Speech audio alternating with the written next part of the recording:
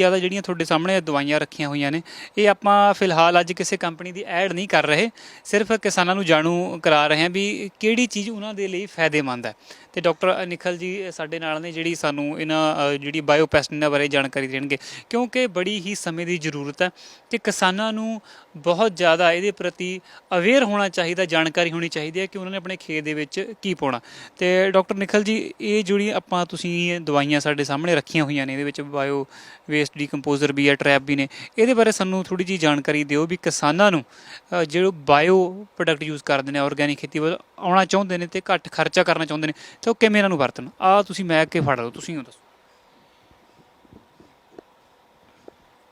ਦੇਖੋ, ਜਿਹੜੇ ਇਹ ਬਾਇਓ ਪੈਸਟੀਸਾਈਡ, ਜਿਹੜੇ ਬਾਇਓ ਫਰਟੀਲਾਈਜ਼ਰ ਨੇ, ਠੀਕ ਹੈ ਜੀ, ਫਿਰੋਮੋਨ ਟਰੈਪ ਆਪਾਂ ਤੁਹਾਨੂੰ ਦੱਸੇ ਨੇ, ਇਹ ਸਟਿੱਕੀ ਟਰੈਪਸ ਨੇ, ਇਹ ਇੱਕ ਇੰਟੀਗ੍ਰੇਟਡ ਪੈਸਟ ਮੈਨੇਜਮੈਂਟ ਦਾ ਹਿੱਸਾ ਨੇ ਜੀ। ਠੀਕ ਹੈ ਜੀ। ਉਹਦੇ ਵਿੱਚ ਅਸੀਂ ਇਹ ਜਿਹੜੇ ਆ, ਆਪਾਂ ਨੂੰ ਪਤਾ ਹੋਣਾ ਚਾਹੀਦਾ ਕਿ ਅਸੀਂ ਕਿਹੜੀ ਚੀਜ਼ ਕਿੱਥੇ ਵਰਤਣੀ ਹੈ ਤੇ ਇਹ ਕਿੱਦਾਂ ਕੰਮ ਕਰਦੀ ਹੈ। ਠੀਕ ਹੈ ਜੀ। ਜਿਹੜੇ ਇਹ ਬਾਇਓ ਪ੍ਰੋਡਕਟ ਨੇ, ਸਾਨੂੰ ਇੰਨਾ ਪਤਾ ਹੋਣਾ ਚਾਹੀਦਾ ਕਿ ਇਹਦੀ ਲਾਈਫ ਕਿੰਨੀ ਹੈ, ਇਹ ਬਣੇ ਕਦੋਂ ਨੇ, ਠੀਕ ਹੈ, ਐਕਸਪਾਇਰ ਕਦੋਂ ਹੋ ਰਹੇ ਨੇ। ਉਸ ਤੋਂ ਬਾਅਦ ਆਪਾਂ ਨੂੰ ਇਹ ਵੀ ਦੇਖਣਾ ਪੈਂਦਾ ਹੈ ਕਿ ਅਸੀਂ ਇਹ ਪਾਉਣੇ ਕਿੱਦਾਂ ਨੇ, ਇਹਦਾ ਪਾਉਣ ਦਾ ਢੰਗ ਇਹਦਾ ਜਿਹੜਾ ਹੈਗਾ।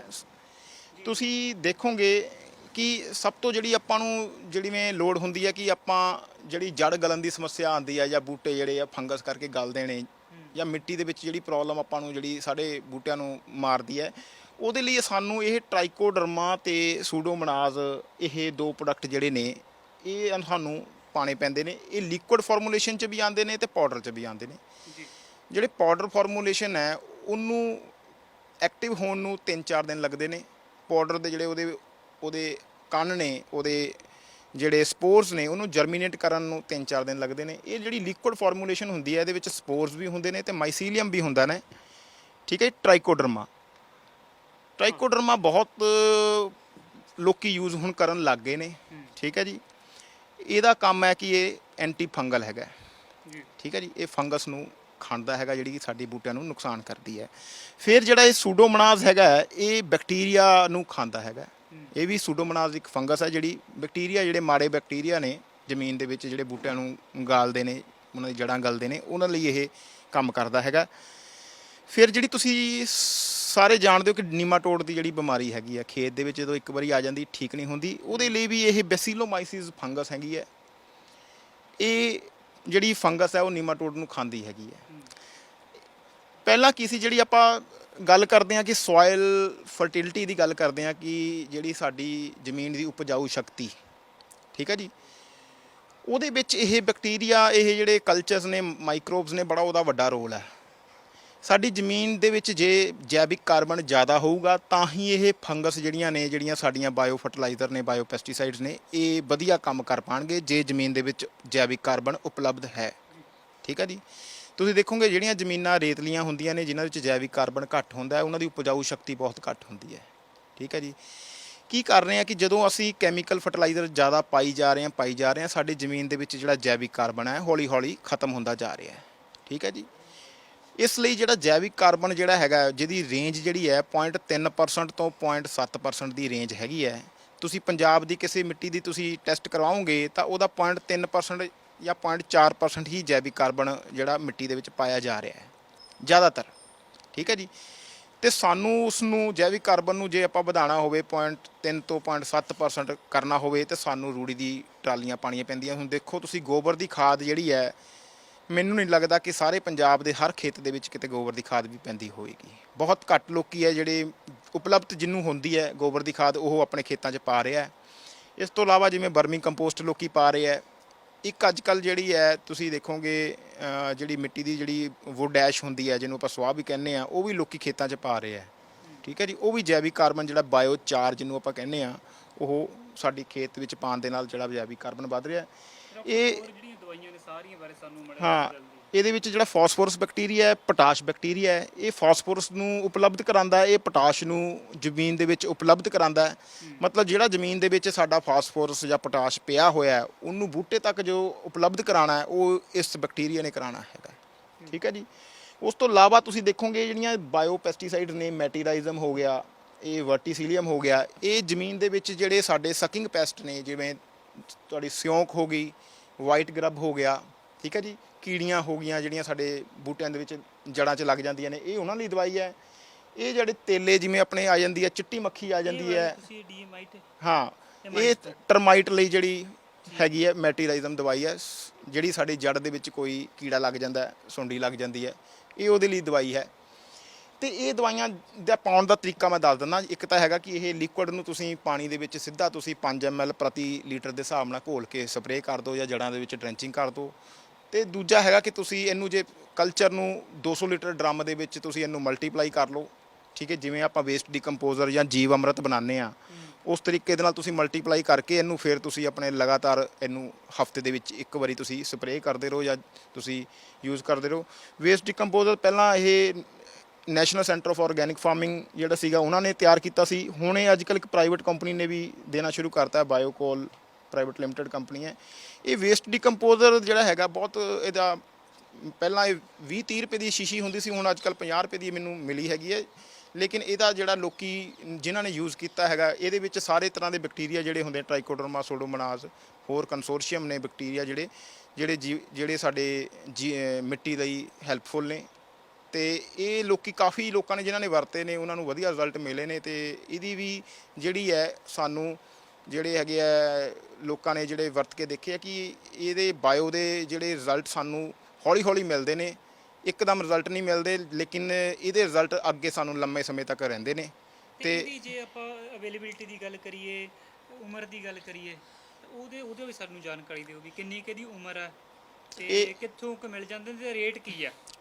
ਇਹਦੇ ਜਿਹੜੇ ਤੁਸੀਂ ਦੇਖੋਗੇ ਜਿਹੜੇ ਪਾਊਡਰ ਜਿਹੜੀ ਫਾਰਮੂਲੇਸ਼ਨ ਹੈਗੀ ਹੈ ਤੇ ਇਹ ਲਿਕੁਇਡ ਜਿਹੜੀ ਫਾਰਮੂਲੇਸ਼ਨ ਹੈ, ਇਹ ਲੇਟੈਸਟ ਨਵੀਂ ਟੈਕਨੋਲੋਜੀ ਜਿਹੜੀ ਲਿਕੁਇਡ ਫਾਰਮੂਲੇਸ਼ਨ ਦੀ, ਲਗਭਗ ਇਹਨਾਂ ਦਾ ਰੇਟ ਜਿਹੜਾ ਹੈਗਾ 250 ਤੋਂ 300 ਰੁਪਏ ਲੀਟਰ ਹੈਗਾ ਰੇਟ ਇਹਦਾ, ਠੀਕ ਹੈ ਜੀ। ਤੇ ਇਹ ਜਿਹੜੇ ਆ ਉਪਲਬਧ ਤੁਸੀਂ ਸਿੱਧਾ ਕੰਪਨੀ ਤੋਂ ਡਾਇਰੈਕਟ ਆਪਾਂ ਘੱਟ ਪੈਸੇ ਦੇ ਉੱਤੇ ਸਿੱਧਾ ਕਿਸਾਨ ਆਰਡਰ ਤੇ ਮੰਗਵਾ ਲੈਂਦੇ ਨੇ। ਹੁਣ ਟ੍ਰਾਈਕੋਡਰਮਾ ਜਿਵੇਂ ਯੂਨੀਵਰਸਿਟੀ ਵੀ ਤਿਆਰ ਕਰਕੇ ਪਾਊਡਰ ਦੇ ਰਹੀ ਹੈ ਟ੍ਰਾਈਕੋਡਰਮਾ ਸੂਡੋਮੋਨਾਸ ਦਾ, ਠੀਕ ਹੈ ਜੀ। ਤੇ ਇਹ ਕੰਸੋਰਸ਼ੀਅਮ ਜਿਹੜਾ ਯੂਨੀਵਰਸਿਟੀ ਜਿਹੜਾ ਹੈਗਾ ਉਹ ਬੀਜ ਨੂੰ ਲਾਉਣ ਲਈ ਵੀ ਦੇ ਰਹੀ ਹੈ, ਉਹਦੇ ਵਿੱਚ ਵੀ ਜਿਹੜੇ ਇਹ ਬੈਕਟੀਰੀਆਜ਼ ਹੁੰਦੇ ਨੇ, ਠੀਕ ਹੈ। ਇਹ ਚੀਜ਼ਾਂ ਜਿਹੜੀ ਲੋੜ ਹੈਗੀ ਆ, ਅਸੀਂ ਵਰਮੀ ਕੰਪੋਸਟ ਜਿਵੇਂ ਤੁਸੀਂ ਗੰਡੋਇਆ ਦੀ ਖਾਦ ਕਹਿੰਦੇ ਆ, ਉਹਦੇ ਵਿੱਚ ਅਸੀਂ ਇਹ ਮਿਕਸ ਕਰਕੇ ਵੀ ਆਪਣੇ ਖੇਤਾਂ ਦੇ ਵਿੱਚ ਆਪਣੇ ਛਿੱਟਾ ਦੇ ਸਕਦੇ ਹਾਂ, ਜਾਂ ਬੈੱਡ ਬਣਾਉਣ ਵੇਲੇ ਅਸੀਂ ਬੈੱਡਾਂ ਤੇ ਵਰਮੀ ਕੰਪੋਸਟ ਦੇ ਵਿੱਚ ਇਹ ਕਲਚਰ ਮਿਕਸ ਕਰਕੇ ਦੇ ਸਕਦੇ ਹਾਂ। ਮਲਟੀਪਲਾਈ ਕਿੱਦਾਂ ਕੀਤਾ ਜਾ ਸਕਦਾ ਹੈ, ਕਿਉਂਕਿ ਥੋੜੀ ਮੁੱਕੇ ਹੋਏ ਬੈਕਟੀਰੀਆ ਨੂੰ ਮਲਟੀਪਲਾਈ ਕਰ ਸਕਦੇ ਹਾਂ? ਤੁਸੀਂ ਦੇਖੋ ਇਹ 1 ਲੀਟਰ ਜਿਹੜਾ ਹੈਗਾ ਤੁਹਾਡਾ 200 ਲੀਟਰ ਦੇ ਵਿੱਚ ਤੁਸੀਂ ਇਹਨੂੰ ਮਲਟੀਪਲਾਈ ਕਰ ਸਕਦੇ ਹੋ, ਠੀਕ ਹੈ। ਮੈਂ ਤੁਹਾਨੂੰ ਦੱਸਿਆ ਕਿ 200 ਲੀਟਰ ਪਾਣੀ ਦੇ ਵਿੱਚ ਤੁਸੀਂ 1 ਲੀਟਰ ਇਹ ਬੋਤਲ ਪਾ ਕੇ ਉਹਦੇ ਵਿੱਚ ਥੋੜ੍ਹਾ ਜਿਹਾ ਗੁੜ, ਥੋੜ੍ਹਾ ਬੇਸਣ ਪਾ ਕੇ ਉਹਨੂੰ ਤੁਸੀਂ ਮਲਟੀਪਲਾਈ ਕਰ ਸਕਦੇ ਹੋ। ਬਾਅਦ 'ਚ ਉਹਨੂੰ ਤੁਸੀਂ ਛਾਣ ਕੇ ਆਪਣੇ 10-10, 15-15 ਲੀਟਰ ਦੇ ਹਿਸਾਬ ਨਾਲ ਆਪਣੇ ਖੇਤਾਂ ਦੇ ਵਿੱਚ ਪਾ ਸਕਦੇ ਹੋ ਤੇ ਸਪਰੇਅ ਕਰ ਸਕਦੇ ਹੋ। ਡੀਕੰਪੋਜ਼ਰ ਦਾ ਕੀ ਫਾਇਦਾ? ਵੇਸਟ ਡੀਕੰਪੋਜ਼ਰ ਜਿਹੜਾ ਹੈਗਾ ਇਹ ਜੜ ਗਲਣ ਤੋਂ ਸਾਨੂੰ ਰੋਕਦਾ। ਇਹਦੇ ਵਿੱਚ ਟ੍ਰਾਈਕੋਡਰਮਾ ਸੂਡੋਮੋਨਾਸ ਕਹਿੰਦੇ ਹੈਗੇ ਆ। ਤੇ ਇਹ ਜਿਹੜਾ ਹੈਗਾ ਇਹ ਜਦੋਂ ਸਪਰੇਅ ਕਰਦੇ ਆ ਤੇ ਫੰਗਸ ਨਹੀਂ ਆਉਣ ਦਿੰਦਾ ਉੱਤੇ ਪੱਤਿਆਂ ਦੇ ਉੱਤੇ, ਜੜ 'ਚ ਪਾਉਂਦੇ ਆ ਤੇ ਜੜ ਦੇ ਵਿੱਚ ਜਿਹੜੀ ਜੜ ਗਲਣ ਦੀ ਸਮੱਸਿਆ ਉਹ ਨਹੀਂ ਆਉਂਦੀ। ਦੂਜਾ ਜਿਹੜਾ ਇਹ ਮਿੱਟੀ ਦੇ ਵਿੱਚ ਜਿਹੜਾ ਹੈ ਜੈਵਿਕ ਕਾਰਬਨ ਜਿਹੜੇ ਨਾਲ ਉਹਦੇ ਨਾਲ ਮਿਲ ਕੇ ਇਹਦੇ ਜੀਵਾਣੂ ਜਿਹੜੇ ਆ ਉਹ ਮਲਟੀਪਲਾਈ ਹੁੰਦੇ ਰਹਿੰਦੇ ਨੇ, ਜਿਹੜੇ ਨਾਲ ਇਹਦੀ ਉਪਜਾਊ ਸ਼ਕਤੀ ਜਿਹੜੀ ਹੈ ਉਹ ਵੱਧਦੀ ਹੈ। ਤੇ ਜਿਵੇਂ ਮੈਂ ਦੱਸਿਆ ਜ਼ਮੀਨ ਦੀ ਉਪਜਾਊ ਸ਼ਕਤੀ ਵਧੀਆ ਹੋਊਗੀ ਤਾਂ ਹੀ ਬੂਟੇ ਦਾ ਝਾੜ ਵਧੀਆ ਹੋਊਗਾ, ਬੂਟੇ ਨੂੰ ਜਿਹੜਾ ਹੈ ਕੀੜੇ ਬਿਮਾਰੀਆਂ ਘੱਟ ਲੱਗਣਗੀਆਂ। ਤੇ ਮੇਰਾ ਤੁਹਾਨੂੰ ਇਹ ਬਾਇਓ ਫਰਟੀਲਾਈਜ਼ਰ, ਬਾਇਓ ਪੈਸਟੀਸਾਈਡ ਦੇ ਬਾਰੇ ਦੱਸਣ ਦਾ ਮਤਲਬ ਇਹੀ ਹੈ ਕਿ ਬਹੁਤ ਕੰਪਨੀਆਂ ਨੇ, ਮੈਂ ਕਿਸੇ ਕੰਪਨੀ ਨੂੰ ਨਹੀਂ ਰਿਕਮੈਂਡ ਕਰਦਾ, ਮੈਂ ਟੈਕਨੀਕਲ ਨੂੰ ਦੱਸਾਂਗਾ ਕਿ ਇਹ ਟ੍ਰਾਈਕੋਡਰਮਾ ਤੁਸੀਂ ਕਿਸੇ ਵੀ ਕੰਪਨੀ ਦਾ ਫਰੈਸ਼ ਲੈ ਲਓ, ਕਿਉਂਕਿ ਇਹਦੀ ਜਿਹੜੀ ਲਾਈਫ ਹੁੰਦੀ ਹੈ ਉਹ ਸਿਰਫ 6 ਮਹੀਨੇ ਲਾਈਫ ਹੁੰਦੀ ਹੈ। ਵੱਧ ਤੋਂ ਵੱਧ ਤੁਸੀਂ 1 ਸਾਲ ਤੱਕ ਤੁਸੀਂ ਇਹਨੂੰ ਰੱਖ ਸਕਦੇ ਹੋ। ਜਿੰਨਾ ਤੁਸੀਂ ਜਲਦੀ ਫਰੈਸ਼ ਯੂਜ਼ ਕਰੋਗੇ ਉਨੀ ਇਹਦੇ ਰਿਜ਼ਲਟ ਜਲਦੀ ਆਉਣਗੇ। ਕਿੱਥੋਂ ਮਿਲ ਸਕਦਾ ਜੀ ਮੈਡਮ? ਬਾਇਓ ਪੈਸਟੀਸਾਈਡ ਜਿਹੜੇ ਬਾਇਓ ਫਰਟੀਲਾਈਜ਼ਰ ਨੇ ਇਹ ਹਰ ਜਿਹੜੀ ਪੈਸਟੀਸਾਈਡ ਦੁਕਾਨਾਂ ਦੇ ਨੇ ਉੱਥੋਂ ਉਪਲਬਧ ਹੈਗੇ ਨੇ, ਠੀਕ ਹੈ ਜੀ।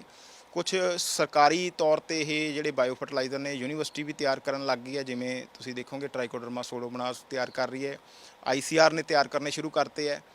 ਤੇ ਇੱਕ IIHR ਇੰਸਟੀਚਿਊਟ ਹੈ ਬੰਗਲੌਰ ਹਸਰਗੱਟਾ, ਉਹਨਾਂ ਨੇ ਵੀ ਇਹ ਸਾਰੇ ਪ੍ਰੋਡਕਟ ਜਿਹੜੇ ਬਾਇਓ ਫਰਟੀਲਾਈਜ਼ਰ, ਬਾਇਓ ਪੈਸਟੀਸਾਈਡ ਬਣਾ ਕੇ ਵੇਚ ਰਹੇ ਨੇ ਲੋਕਾਂ ਨੂੰ, ਕਿਸਾਨਾਂ ਨੂੰ।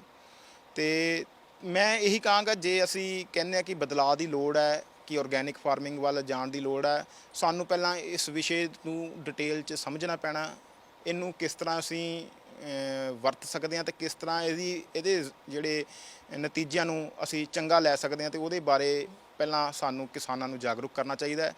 ਇਹ ਤੁਸੀਂ ਜੇ ਕਹੋ ਬਿਨਾਂ ਜੈਵਿਕ ਕਾਰਬਨ ਤੋਂ ਇਹ ਪ੍ਰੋਡਕਟ ਵੀ ਕੰਮ ਨਹੀਂ ਕਰਨਗੇ।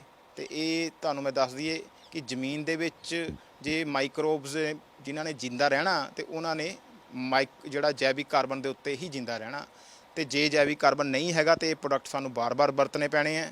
ਤੇ ਇਹ ਵੀ ਦੇਖਣ ਨੂੰ ਆਇਆ ਕਿ ਜਿਵੇਂ ਗਰਮੀ ਜ਼ਿਆਦਾ ਪੈਂਦੀ ਹੈ ਤਾਂ ਕਈ ਲੋਕੀ ਕਹਿੰਦੇ ਆ ਜੀ ਗਰਮੀਆਂ 'ਚ ਤਾਂ ਇਹ ਕੰਮ ਹੀ ਨਹੀਂ ਕਰਦੇ।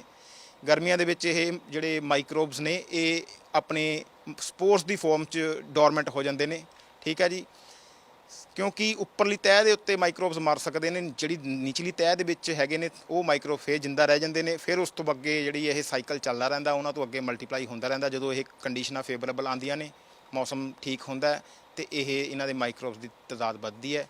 ਤੇ ਜਿਹੜਾ ਐਂਡ ਤੇ ਮੈਂ ਤੁਹਾਨੂੰ ਇਹੀ ਕਹਾਂਗਾ ਕਿ ਇਹ ਜੈਵਿਕ ਖੇਤੀ ਜਾਂ ਆਰਗੈਨਿਕ ਫਾਰਮਿੰਗ ਜਿਹੜੀ ਹੈ ਉਨੀ ਦੇਰ ਕਾਮਯਾਬ ਨਹੀਂ ਹੋ ਸਕਦੀ ਪੰਜਾਬ 'ਚ ਜਿੰਨੀ ਦੇਰ ਸਾਡਾ ਜੈਵਿਕ ਕਾਰਬਨ ਜ਼ਮੀਨ ਦਾ ਜਿਹੜਾ ਹੈਗਾ ਆਰਗੈਨਿਕ ਮੈਟਰ ਆਪਾਂ ਉਹਦੇ ਵੱਲ ਧਿਆਨ ਨਹੀਂ ਦੇਵਾਂਗੇ।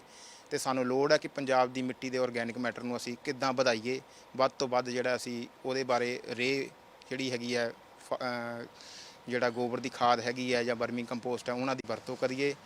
ਤੇ ਜਿਹੜੀ ਪਰਾਲੀ ਨੂੰ ਅੱਗ ਨਾ ਲਾਈਏ, ਉਹਨੂੰ ਅਸੀਂ ਵਿੱਚ ਖੇਤਾਂ ਦੇ ਵਿੱਚ ਹੀ ਡੀਕੰਪੋਜ਼ ਕਰੀਏ। ਇਹਦੇ ਨਾਲ ਸਾਡਾ ਆਰਗੈਨਿਕ ਮੈਟਰ ਵੀ ਵਧੂਗਾ ਤੇ ਸਾਡਾ ਜਿਹੜਾ ਮਿੱਟੀ ਦੀ ਜਿਹੜੀ ਉਪਜਾਊ ਸ਼ਕਤੀ ਵਧੇਗੀ। ਧੰਨਵਾਦ।